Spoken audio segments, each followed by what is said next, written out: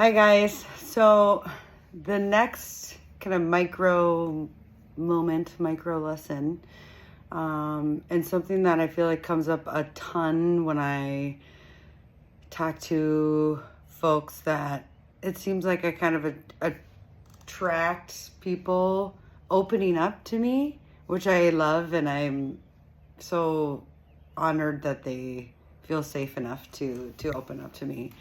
And something that has helped me profoundly in just growing up and kind of becoming an adult and adulting and parenting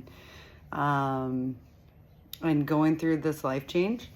And one of the biggest foundational steps for me was going through a values exercise and identifying what my values are.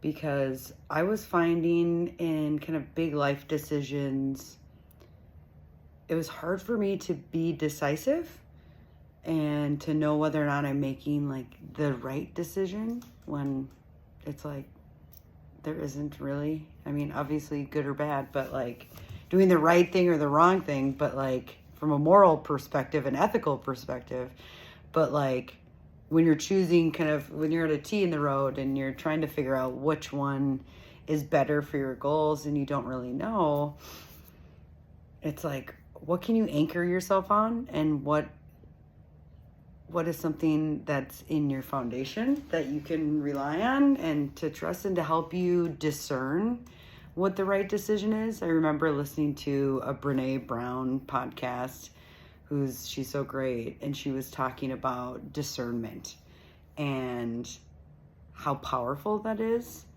And I'm like, wow, I love that word. I love what it means. It's like knowing, deciding, and like a really deep level. But I'm like, how do I do that? How do I use discernment to make the right decisions? Because when we're kind of at a crossroads, we're like questioning everything and we're unsure of ourselves, right?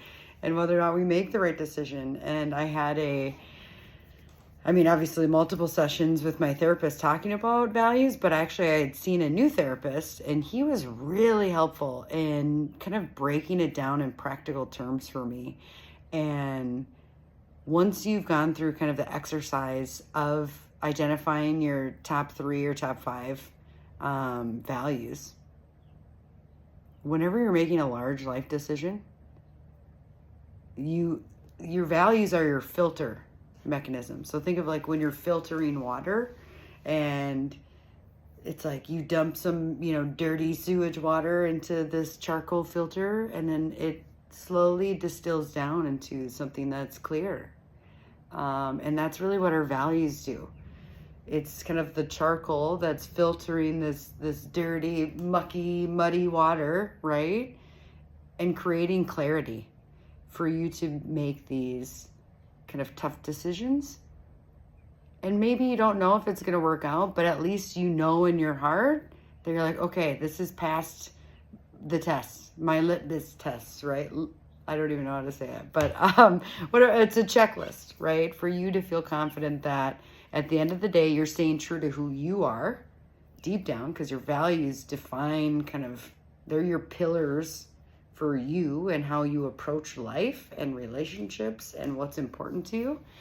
And so using your values as your filter, it's going to create a lot of clarity and just comfort in knowing that even if it didn't work out based on the decision that you made, you can be confident that you did make the right decision because it's in line authentically with who you are and what's important to you.